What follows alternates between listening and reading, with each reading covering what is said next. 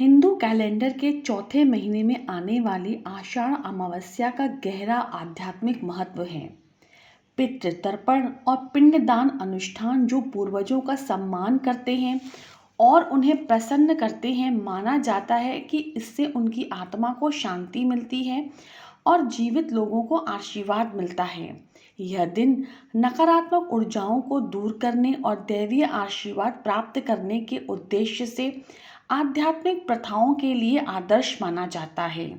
दीपक जलाना अंधेरे और अज्ञानता को दूर करने, समृद्धि और सकारात्मक ऊर्जा को आमंत्रित करने का प्रतीक है। एक समय की बात है, एक ब्राह्मण अपनी पत्नी के साथ रहता था। वो दोनों ही भगवान विष्णु के परम भक्त थे। दोनों प्रतिदिन अपना अधिकतर समय भगवान के ध्यान और पूजा पाठ में व्यतीत करते थे। ब्राह्मण का घर धन धान्य से भरा हुआ था, किंतु संतान न होने के कारण वह दोनों अत्यंत दुखी थे। एक दिन ब्राह्मण ने अपनी पत्नी से कहा कि मैं तपस्या करने के लिए वन में जा रहा हूँ। इसके बाद वह भगवान पर भरोसा और संतान की कामना लेकर वन में तपस्या करने के लिए चला गया। ब्राह्मण को कठोर तपस्या करते हुए कई वर्ष बीत गए थे, लेकिन उसे फल की प्राप्ति नहीं हुई। अंत में हार मानकर ब्राह्मण ने अपने जीवन को समाप्त करने का निश्चय कर लिया। अपने जीवन को समाप्त करने के बारे में सोचकर उसने पेड़ की डली पर फंसी पर फंदा डाला और अपने गले पर बांधने लगा। तभी वहां पर सुख अमावस्या प्रकट होकर बोली, ब्राह्मण, तुम्हारे भाग्य में 7 जन्म तक कोई संतान नहीं लिखी है, किंतु मैं तुम्हें 2 कन्या का वरदान देती हूँ।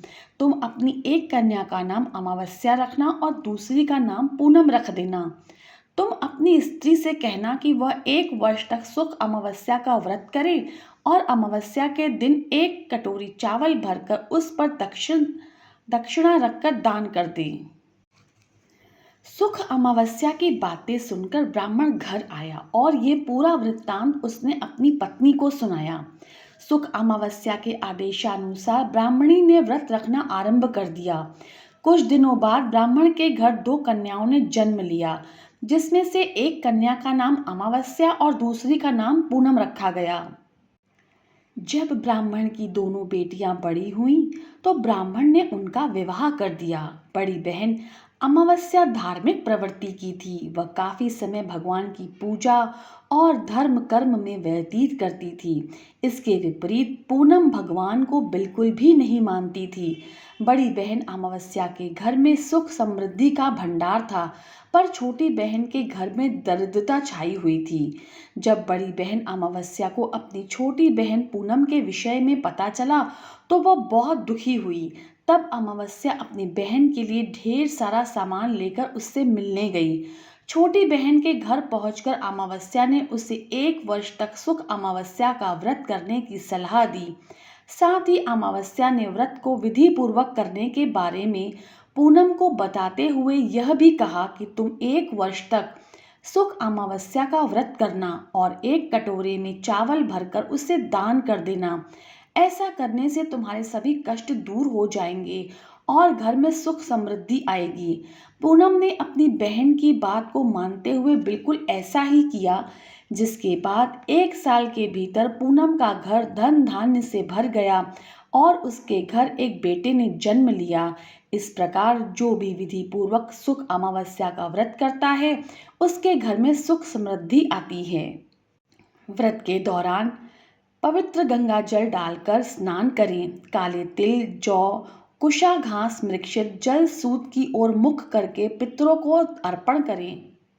भगवान शिव, भगवान विष्णु और देवी लक्ष्मी की पूजा करके उनका आशीर्वाद लें। पीपल के पेड़ के नीचे दीपक जलाएं और प्रार्थना करें। ऐसा माना जाता है कि इससे परेशानी कम हो जाती है।